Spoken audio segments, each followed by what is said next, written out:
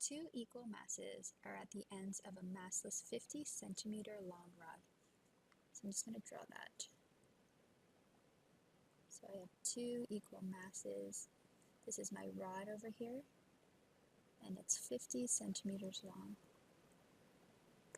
Okay, but it's massless. The rod spins at 2 revolutions per second, about an axis through its midpoint. So here's the axis through its midpoint. Suddenly, a compressed gas expands the rod out. Okay, so there's a force that's pushing this rod out this way on both ends. Okay, so this is what it looks like initially. And then after the compressed gas pushes the rod out, it's going to look something like this.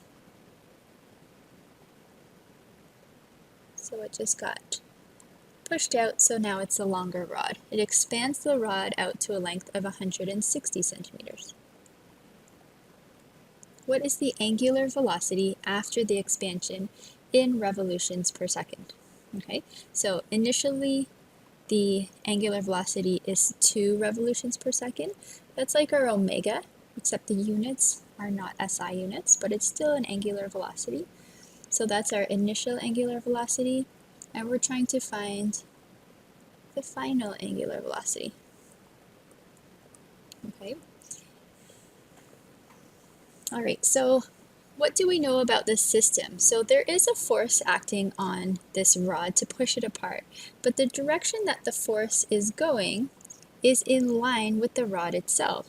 So it's not causing the rod to spin or rotate in any way. That means that there is no torque applied. So because there's no net torque in the system, that tells us that angular momentum is conserved. So I can say L total, L for angular momentum, initial is equal to the total angular momentum, final. Okay, so what's the formula for angular momentum? There are two different formulas that we use. One formula is if we're talking about a rigid body, and the other if we're talking about particles. Okay, so here we are talking about two particles on the ends of a massless rod. So this rod over here, we're treating it like it doesn't have any mass. So now we're just looking at the two masses on the ends, and we're just going to treat them like they're two particles. So if we think of the formula for angular momentum of a particle, it's just equal to RmV sine beta. Okay, so what's the R? The R is the distance between the particle and the axis of rotation. So we have two different particles here, but this would be the R for one of the particles, and for the other particle, this would be the R. Okay, M is the mass of the particle. In this case, they tell us that they're equal masses. So we're just going to say the mass is equal to M. The V is the velocity of the particle. Now we don't know the velocity of the particle, but we do know the angular velocity. Okay, so if we use this formula, V equals omega R, we can replace this with Rm omega R sine beta. And then we can simplify that further. We get mr squared omega sine beta. Okay, this makes sense because mr squared is the moment of inertia of a particle times by omega, which is the angular velocity, and this gives us our angular momentum for a rigid body.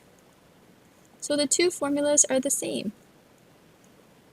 Now, we do have this sine beta at the end. Most of the time, beta is going to be 90 degrees, and sine of 90 is 1, so that whole thing could be taken away. But what is beta? It's the angle between the r vector, okay, so r is the vector that goes from from the axis of rotation to the particle. It's the angle between that r vector and the velocity vector. So we have this r vector and this velocity vector. Okay, so the angle between the two. So because this ball is rotating in a circle, sorry, this mass on the end, it's rotating, it's coming out of the page. So then the angle between the r vector and the mass itself would be 90 degrees. And because of that, sine of 90 is 1. So we're just really left with the equation, the angular momentum of the particle, L of the particle, is equal to mr squared omega. Okay, so that's the formula that we're using here, right here.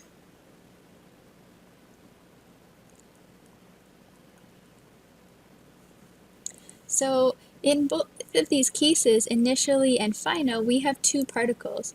So I'm going to say L1 initial plus L2 initial, where this is particle 1 and particle 2, is equal to L1 final plus L2 final, where this is particle 1 and this particle 2, after the rod expanded. Okay, so now we can put in our formula. So we have mr squared omega plus L2I. So now we're talking about mass 1, R1, omega 1. L2I would be the same thing, but for particle 2 is equal to all the same thing. These are all initial states. We'll do the same thing, but final. So we have mr1 squared omega 1 final plus m2 r2 squared omega 2 final. Okay, let me just clean this up a little bit over here. All right, so now we can start thinking about what are we trying to solve for. What is the angular velocity after the expansion? So I'm looking for the omegas at the end, but notice that the omega 1 and the omega 2 are the same omegas. So these two are equal to each other. The speed that this ball 1 is rotating is the same as the speed that ball 2 is rotating, because they're both rotating together. So whatever the angular velocity is of 1, it's the same as of 2. So I'm going to just replace this with, and we also know that the masses are the same, so I'm just going to call them both m. So now I have mr squared omega initial plus mr squared omega initial equals, same thing goes for 2. So we have mr squared omega. So now what is changing? The r is changing, the distance from the axis of rotation to the particle, that magnitude is changing, and the omega is changing. So I'm going to put finals there, plus mr squared omega final. Okay, so we notice that since the masses are the same, we could cancel all of them out, so they're all gone.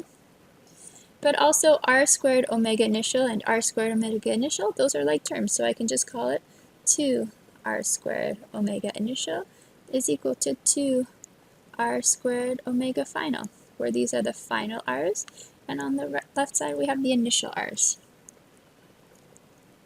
Okay, so we're trying to find this omega final here. So if we rearrange to solve for it, okay, we'll notice the 2's can cancel out. We can solve for omega final, and we get r initial squared omega initial over r final squared. Okay, so now when we think about the units for omega I will be the same as the units for omega f.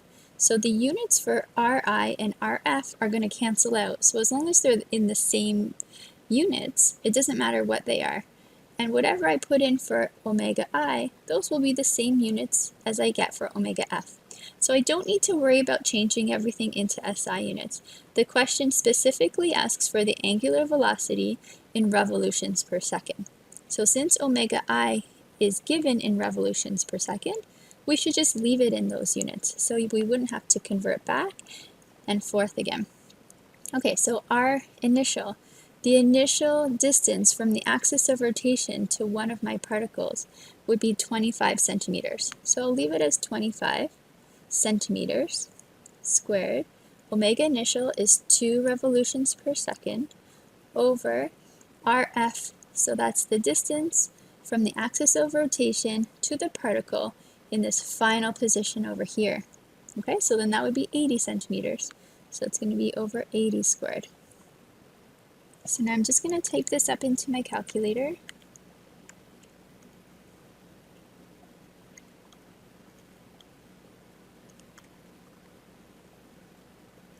And I get 0.195. So we'll look at the original question. We have 3 significant figures. We have 3 significant figures.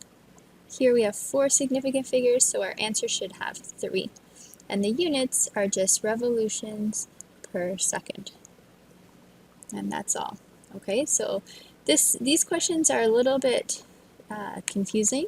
Basically, what's happening, if we take a look from the beginning, the force that's acting on this rod is not causing a torque. So it's not making the rod rotate in any way. And that's because the angle between the r vector and the force vector, okay, so the r vector is going to the right, the force vector is also going to the right, the angle between those two vectors is 0 degrees. Remember, the torque equation is equal to RF sine of the angle between the r and the f. So if that angle is 0 degrees, well, sine of 0 is 0. So there's no torque. And it should make sense to you. If you pull something this way, it's not going to cause this whole thing to rotate. So there is no torque, which means that the angular momentum is conserved. So that's why we can say angular momentum initially is equal to final.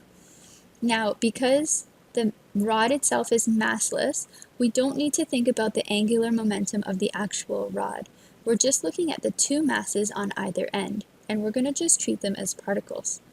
So when we use the formula for the angular momentum of a particle, the formula has v in it, but the question is giving us omega. So we could just change the v using the formula v equals omega r. So now we have the angular momentum formula in terms of omega instead of v. Then we have that sine beta, which is the same angle as what we were just talking about. It's the angle between the r vector, but this time, and the velocity vector.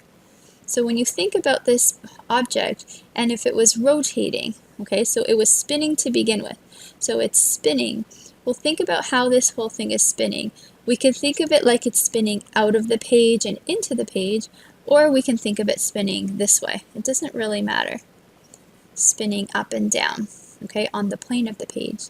Well, either way, the angle between the velocity vector, let's say right here, the velocity vector is pointing straight down, and the r vector, which is pointing this way, the angle between them is 90 degrees. Okay, so that's why we're putting 90 degrees in for the beta. Sine of 90 is 1, so we don't even need to put sine beta in our equation at all. So now we're finding the angular momentum of both of those particles initially and making them equal to the angular momentum final. And the only thing that's changing is these r values because the rod expanded. So the r value gets bigger, which means the omega value must change as well. Okay, so when the r value gets bigger, the omega value gets smaller. So that's why it went down. It used to be 2 revolutions per second. Now it's 0.195 revolutions per second. Okay, so the angular velocity decreased. All right, I hope that helps. Thanks for watching.